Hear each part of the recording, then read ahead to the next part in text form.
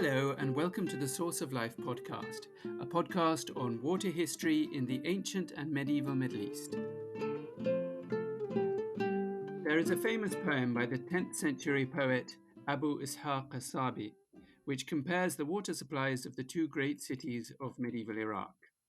And it goes as follows. Alas, I deeply miss Baghdad. I miss her snowy water. Here in ugly Basra, we are watered with only sickly yellowish drinks. How could we be satisfied drinking it, while on our own land we clean our behinds with purer water? Today, in the first episode of this series, we are going to start with a general overview of the complex systems that developed to provide water to the large and densely populated cities of the medieval Middle East. To discuss this, I am joined by Dr. Maaike van Berkel and Dr. Josephine van den Bent. Maaike van Berkel is a professor of history at Radboud University in Nijmegen, and Josephine van den Bent is an assistant professor in history at the University of Amsterdam. Maaike leads the Source of Life project, which investigates water management in the pre-modern Middle Eastern city. And Josephine and myself also work on this project, which provides the inspiration for this series of podcast episodes. Maaike and Josephine, a very warm welcome to both of you. Thank you. Thank you. Just to orient ourselves to you and the project, how did you come to work on this subject, Maaike? What was your inspiration?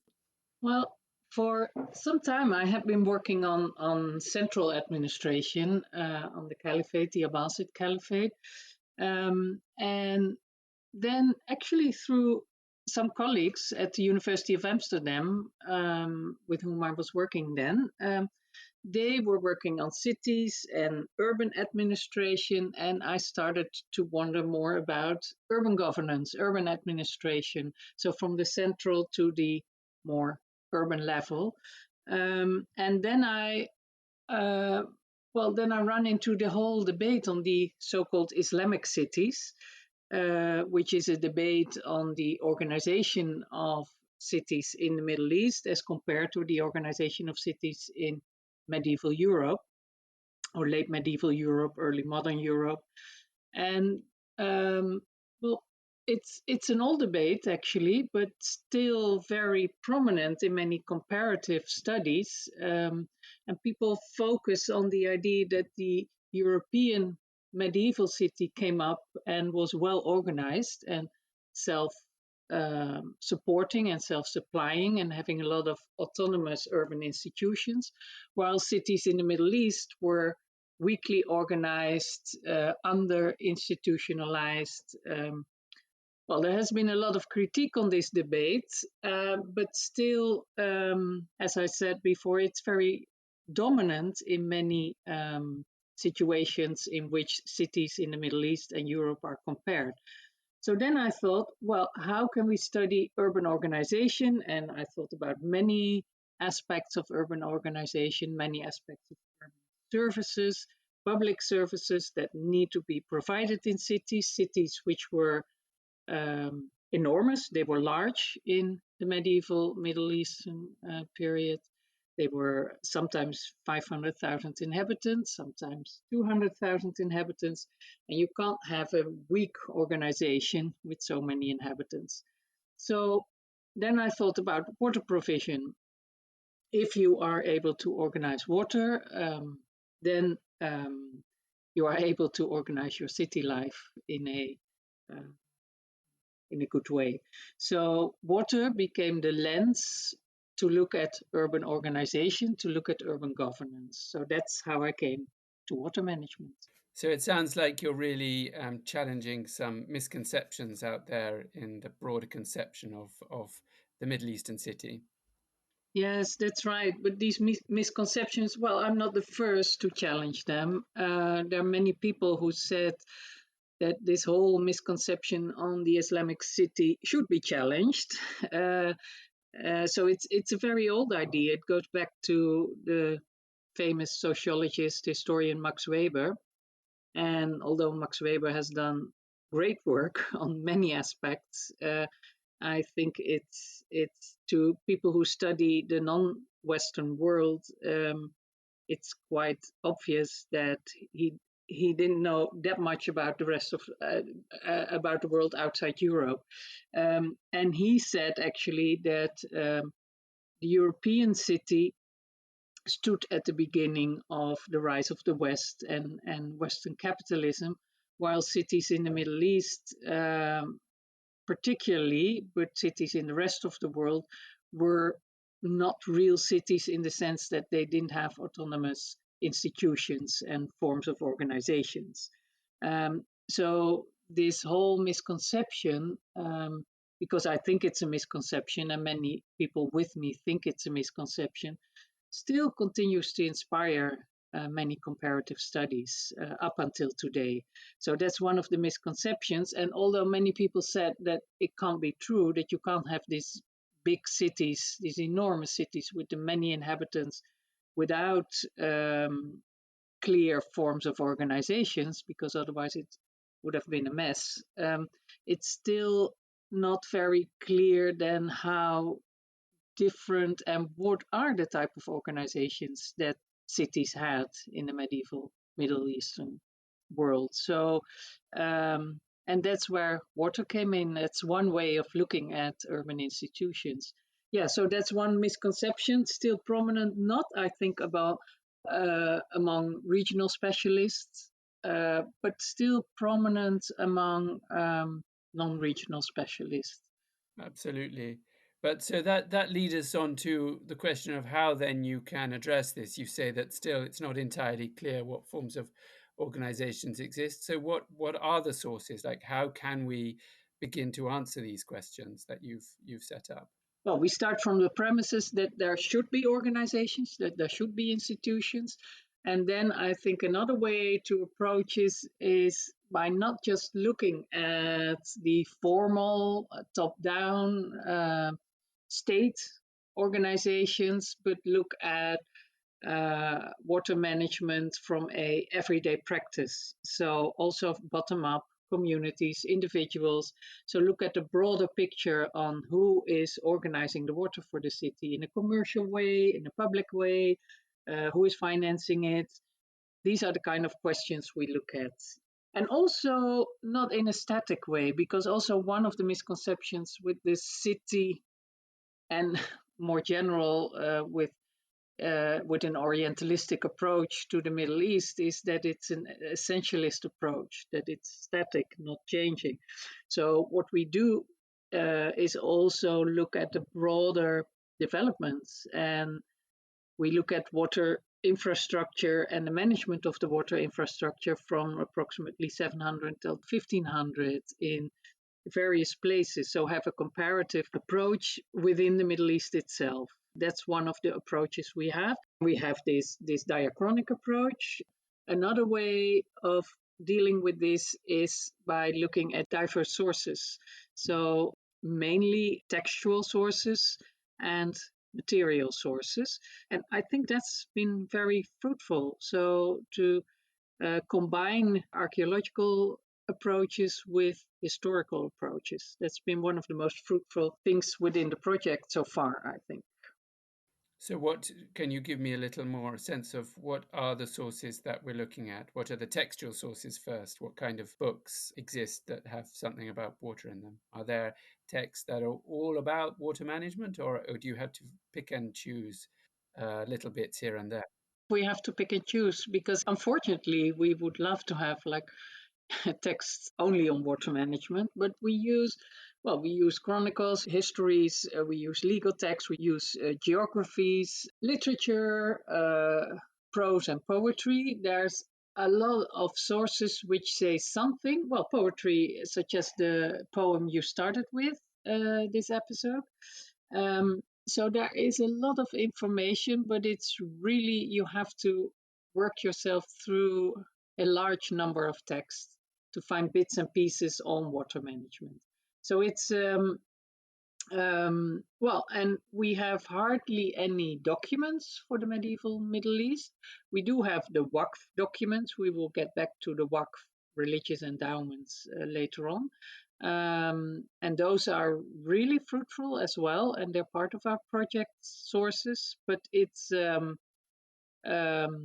Well, there's a great number of sources, but it's really you have to work your way through a lot of texts. With archaeology, it's well, we have excavations, we have materials left, but the archaeologist within our project also works with aerial surveys, um, photography, satellite imagery, and that's mainly important, especially the photography of the early 20th century during the First World War, but also imagery from the 60s, which is relevant because it's before the huge urban developments in some of the places in the Middle East. And you can see in the landscape still part of the infrastructure which, well, you don't know by whether it's medieval, but still connecting it to textual sources, it gives great information also on the infrastructures. Yes, and I think it's as I said, it's so fruitful to work with the material and textual sources because they give such a different kind of information. The textual sources tell us something about the management. The material sources hardly say something about the management, but more about the infrastructure. But the material sources give us a better glimpse of the everyday practice, so a broader social group than the textual sources, which are very much written from the elite perspective, from the court, the central perspective as well. So, yeah, texts also talk about specific moments in history, specific events, and that's also interesting because they talk about crisis, for example, but they don't generally talk about the normal situation, and archaeology does. So, yeah, this combination has been very fruitful for us. So let's move on to get a sense of specifically what kinds of infrastructure we're talking about when we're thinking of these sort of large interlocking systems that provide water in cities. So just turning to Josephine, what are the main types of infrastructure that we're talking about? To get water to people, you have to go through a number of steps, really, and all of those steps, yeah, have infrastructure of some sort. So there's of course the source of the water, which is often a river. There can be other sources, for instance, in an oasis, but that's not usually what we're looking at. So for our cities, this is really primarily rivers. So that's one. And then a river tends to go through the middle of the city. The city expands on one or both banks of that river, but then yeah, you're still quite far away from the river itself. So that means you often have canals that are dug to guide the water into different parts of the city. So I think canals are a really key bit of infrastructure in many of the cities that we look at. But there are also different other fairly major sets of infrastructure, and those can be for storage, for instance. So one can think of cisterns, of pools that we see in cities that can be quite massive constructions. And those cisterns also, for instance, show up on the pilgrimage roads from Iraq and Syria to Mecca and Medina. So storage of massive volumes of water, and that can be both water coming in from rivers, but also rainwater. That is also a key bit of infrastructure. And then there's other sort of more ways of transporting water. So aqueducts, for instance, either overground. So you could sort of imagine a little bit of what you might imagine Roman aqueducts to look like, but also underground canals, so underground aqueducts. So that's also something that we encounter. And then users actually have to get to water. So people might have their own, especially richer people might have a private cistern. But there's also infrastructure in the sense of people, so water carriers. So to a certain extent, people are also getting water from people going to the river or going to a cistern, taking out water, usually in leather bags. And bringing that to other users. So that is a type of infrastructure that is much harder to see on an archaeological level, although there have been the occasional finds of these leather vessels. That's also infrastructure. And then finally, of course, there is wastewater. That also exists. So one can think of latrines. But we also have source material that references, for instance, drain pipes. coming into streets. So, for instance, HISPA manuals that say, like, oh, you must make sure that drain pipes aren't running water into the streets in narrow roads, because that will make roads impassable, will soil people's clothes. So those are all kinds of different forms of infrastructure that in one way or another have something to do with the water management, both of provision, but also sort of clearing it out once you're done with it, that are important for us to look at. Could you just explain what a HISPA manual is for those who might not have heard this term? Yes, of course. These HESPA manuals are written for people known as muhtasibs, and they're in charge of the markets. They're in charge of other elements of public order, of public decency. There is some kind of supervisor of so of the markets, of general public order, and there's been this tradition of manuals of instruction written for them that are quite widespread throughout the Islamic world, and they give all of these advice. This is all advice about how to deal with certain things, what to look out for, in terms of hygiene, but also in terms of general public order, of making sure that people don't shortchange customers, that they don't mess around with the goods, but also things about water management, about how bathhouses, for instance, should get rid of their wastewater, what water carriers should do when they have a new sort of leather vessel for their water, how to get rid of the initially unpleasant taste, that sort of thing. So it's a very wide-ranging set of topics that these manuals work with, and they're meant for this muhtasib person. And Maaike, did you have something to add to that, or Josephine covered it? Yes, thank you. Yeah, I wanted to talk a bit about HISPA manuals, but Josephine already did, so that's great. But also, I think one of the most interesting or one of the fascinating infrastructures we've been studying are the sabils, the public drinking water fountains, which you find in many cities. And they generally have a cistern underneath, so that's again for collecting the water, for storing the water, and they provide water to neighborhoods, to passers-by, to travelers. And there's someone working within, or a few people working within this sabil, which is a small building which has fences on two sides. Someone handing out the water to people in the neighborhood, to people passing by. So that's, you could say a piece of infrastructure for water distribution, perhaps. It's organized through charity. Thank you. And I think it's also drawing out one aspect that Josephine mentioned of the rainwater. I think, of course, a lot of people are aware of the great rivers of the Middle East, the Tigris and the Euphrates in Iraq, and the Nile that runs through Egypt, and including Cairo. But we don't always think about the rainwater being important. But of course, there are sudden and intense downfalls across the Middle East, not so much in Egypt, but in the Levant and Iraq. And the idea that these have to be captured when the rain comes, you really want to capture it as well. So I think that's good that you mentioned that. And yeah, go ahead. Yeah, I think it's also very important in Arabia. Josephine mentioned the Hajj roads in Arabia, and there they collect the water also. They collect the rainwater for the pilgrims passing by. So also there you don't think about Arabia and rainwater, but it's very important there as well.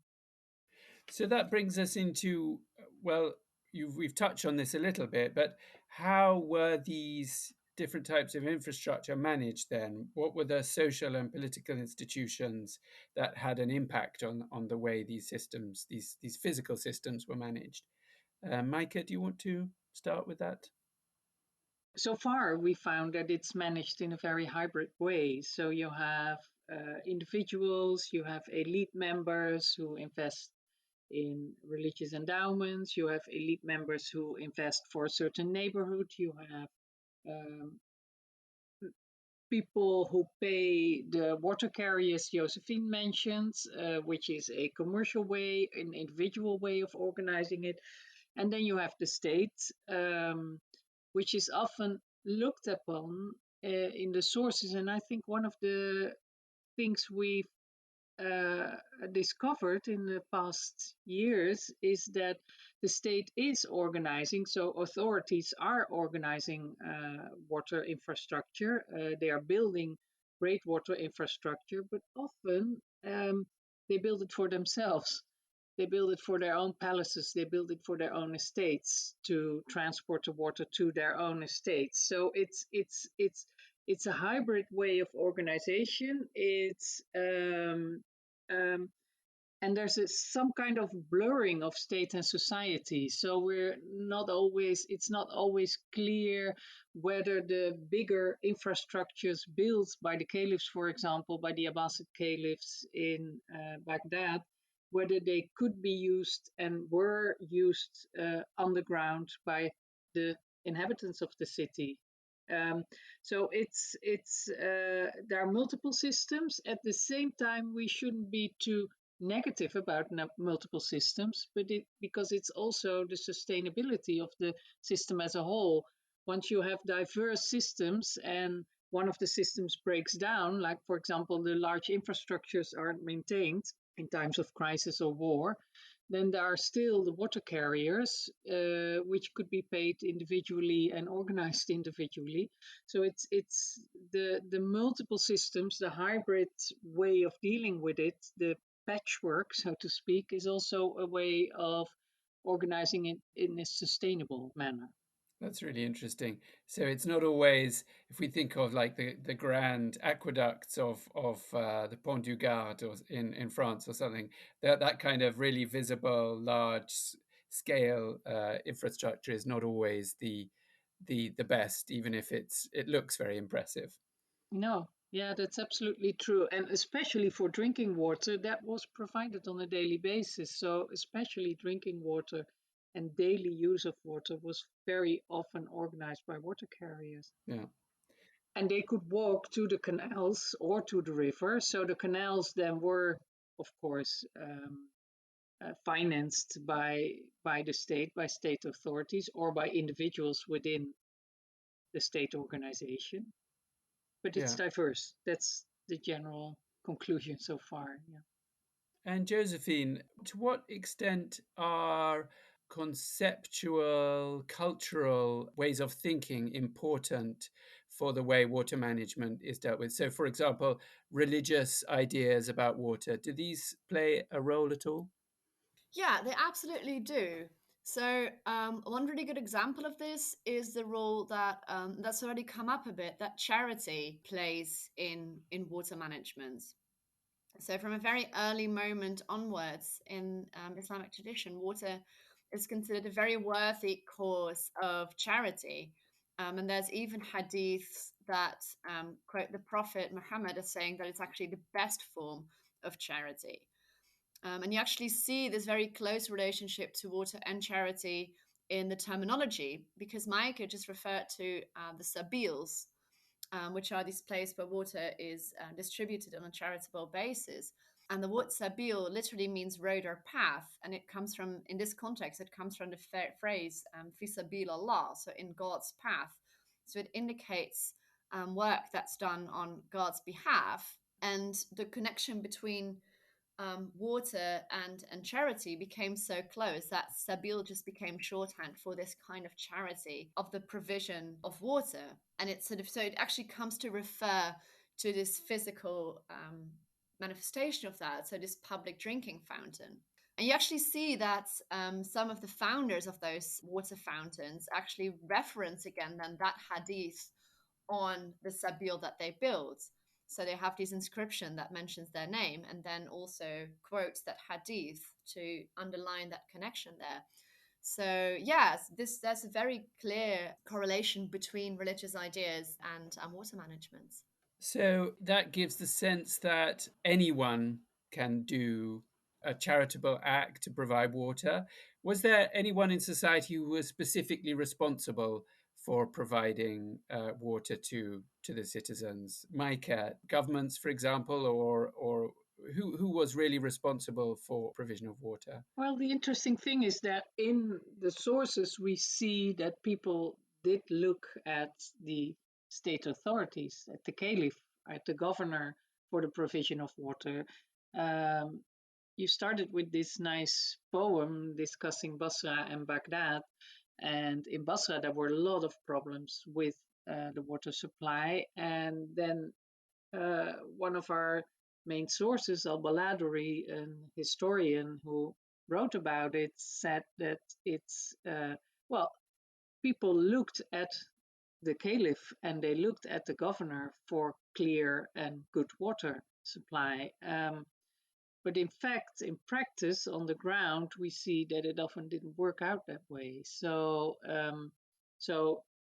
the state was held responsible, but often it didn't work out the way it should have worked out. So that's something we have to deal with. Many of our sources, they tell us a normative story. They tell us how it should have been organized, and then it's for us to find out how it actually was organized. And the complaints we hear in Basra, they show us that often the caliphs weren't able to organize it in a very good way because they were too far removed, didn't have the administrators, didn't have the money, didn't have the finances to organize it themselves, yeah, or didn't want to. So there's an ideal that rulers should have some role in providing water to cities, Yes. but also there's role for private charity, and people in the end have to fix their own local problems locally if they're if they're gonna die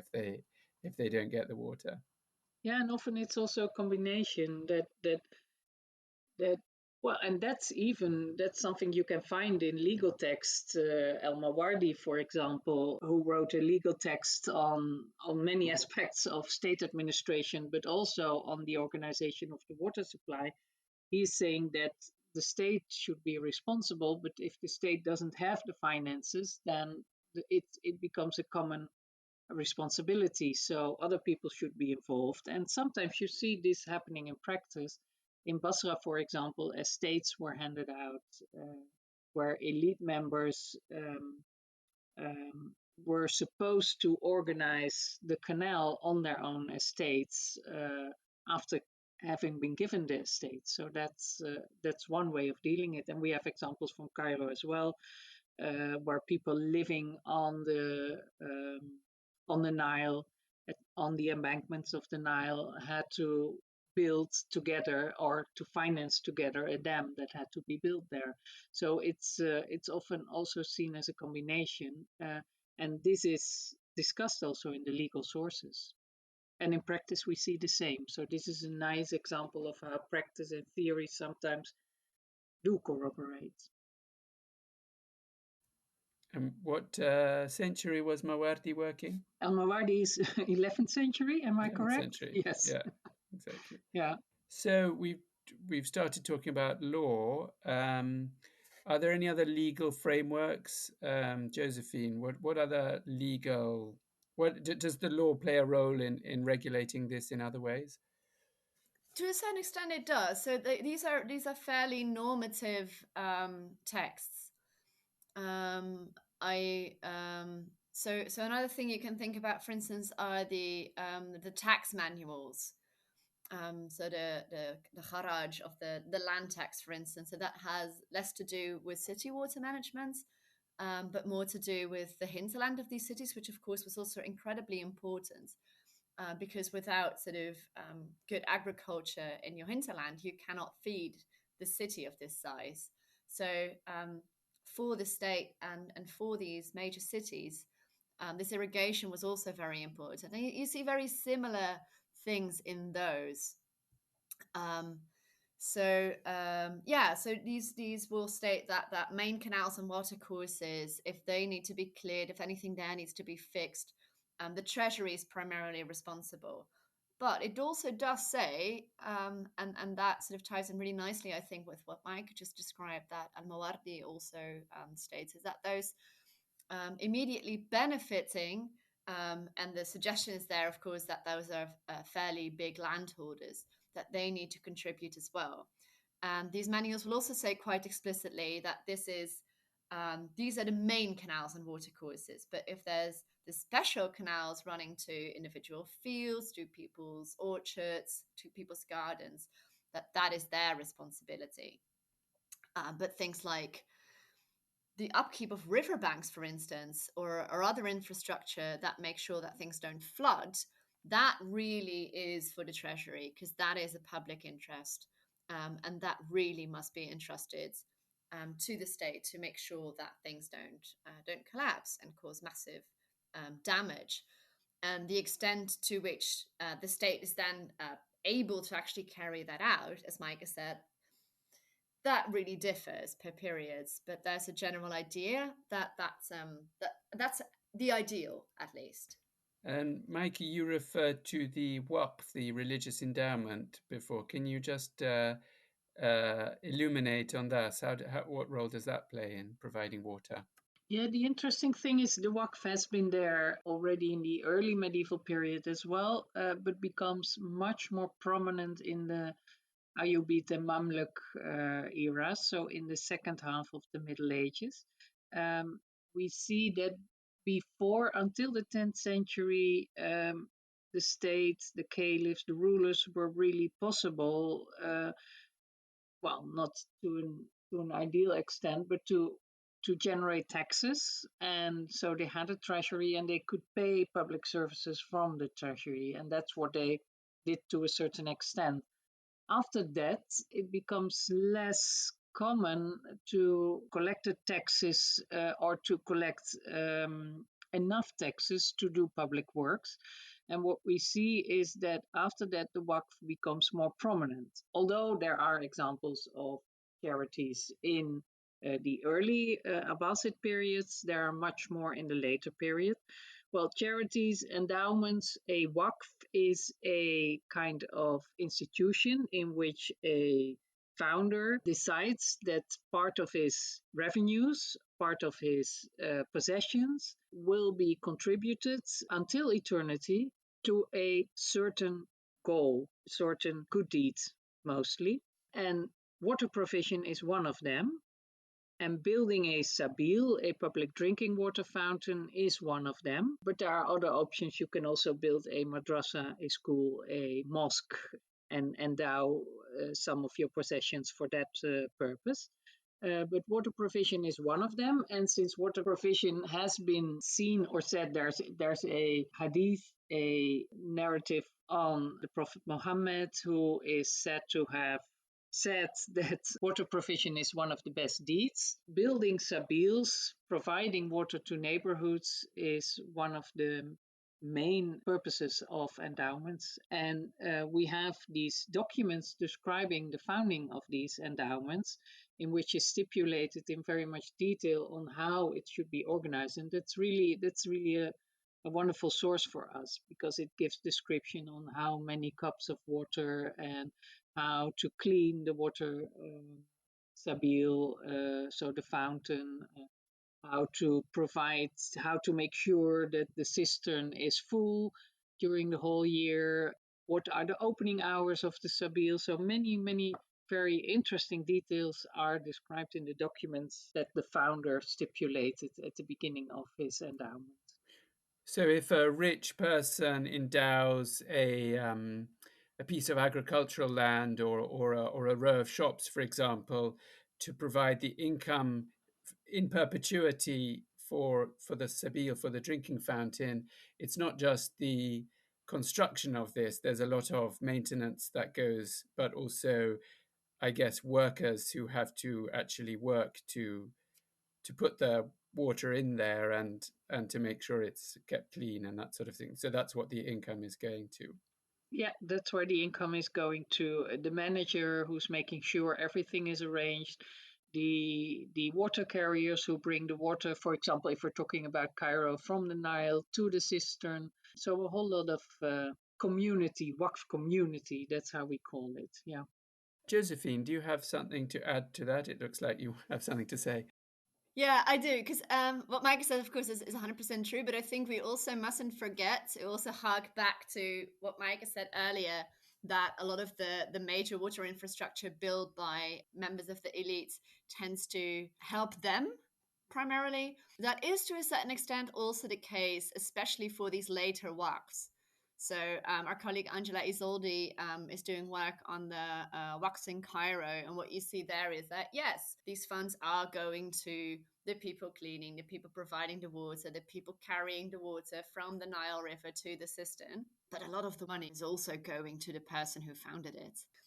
So loads of money. So the leftover money tends to return to the person founding the foundation. So there as well, yes, there is charity going on, and yes, there is members of the elites providing water, but they're also benefiting personally, and they're benefiting both in a pious sense. They will be benefiting from their good deeds in the hereafter, but they're also benefiting in the present day in terms of money.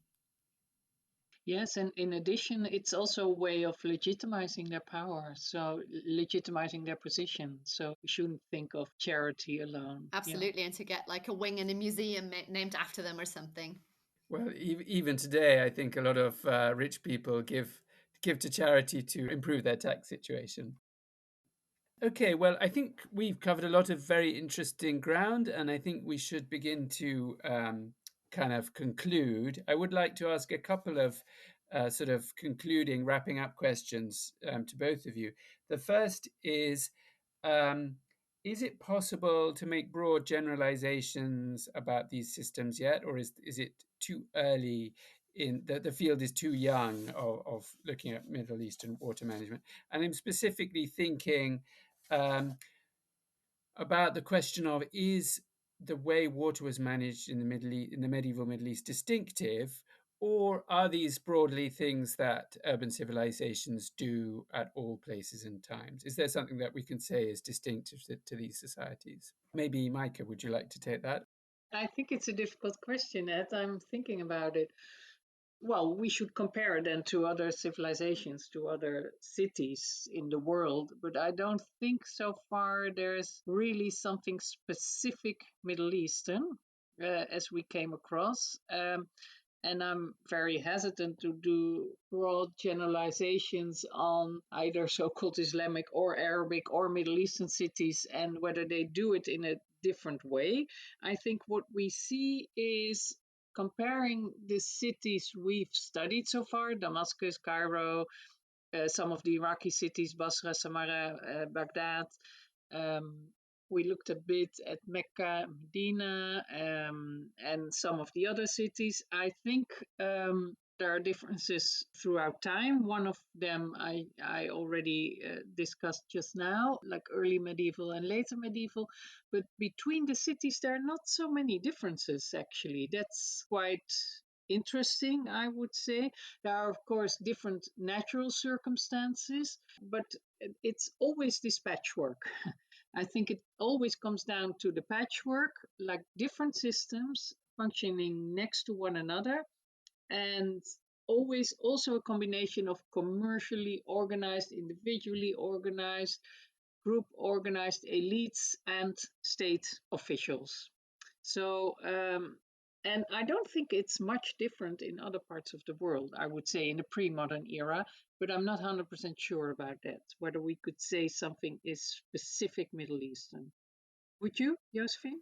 Yeah, I think that what Maaike pointed, sort of the different climatological circumstances. I mean, yeah, those obviously matter. You cannot organize water management the same way in Mecca as you can organize it in, say, Cairo or Baghdad. So I think that those sort of local circumstances tend to be much more important than a sort of overall idea of Islamic water management. I think that is much more pressing. Do we have a cultural continuum where ideas are shared? Yes, absolutely. These HISPA manuals with certain ideas about how to deal with wastewater, for instance, how to deal with hygiene, those are found from the Caspian Sea to the Iberian Peninsula, and those are in connection. Like those talk to each other, so to say. Yeah. So yeah, there's cultural ideas. The same applies to these charities, the specific structure of these WACs. Yeah, you see very broad regional trends there, I think. So to a certain extent, there are things that you see across the Islamic world, but I think overall local situations are much more important. And that means sometimes that very comparable systems of irrigation, for instance, are developed. But the jury is still out. Like, is that a matter of people adapting in the same way to very similar circumstances? Or is that a matter of a technique spreading from one specific source? And that debate has not been solved. Maybe that would be the next stage to look at and see if, for example, there's a greater role of the state in the Roman context, or whether Roman elites are the individual actors are doing a lot of work, or in China, Imperial China. But yeah, it's perhaps an unfair question at this stage of research. So, what are the next steps? What is still to explore in the field? Where does research have to go next? Maaike, have you got a thought about that? Yeah, I think what is really exciting at the moment is that people are starting to write an environmental history of the Middle East. So I think that's one of the directions. Water is one aspect of this, of course, but people dealing with natural resources, people as part of ecosystems. So it's, well, environmental history of the pre-modern Middle East is really a new, exciting field, and there's so much work to do there. But it's exciting, yeah. And what does this do? Like, what can we draw from this in the present? What are the lessons of history? Can we draw something from how pre-modern people organized their water systems when we're thinking about crises in the world today, or is this more of a pure research for the sake of research? I think we can learn from it, but it's always difficult. What exactly? And we've been talking within the project also with modern water managers, and we've asked them, is there something they can learn from it? And well, there are two ways to approach this. There's the tangible history or the tangible heritage. So you could go and see whether you could restore Qanat systems, for example. And this has been done. And to a certain extent, they have been reused and functioning well and being more sustainable than some of the other infrastructure, which was more modern. But I think, and especially looking at what we've been studying, most can be learned from the intangible heritage.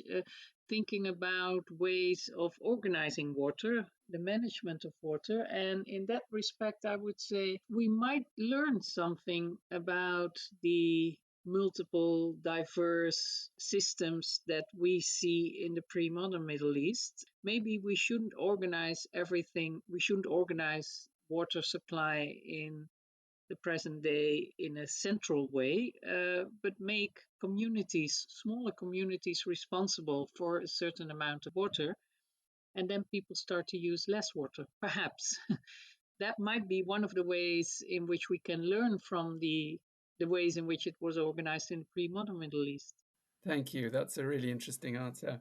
I think we've covered a lot of very interesting material. Thank you very much for giving us your thoughts on this very important area.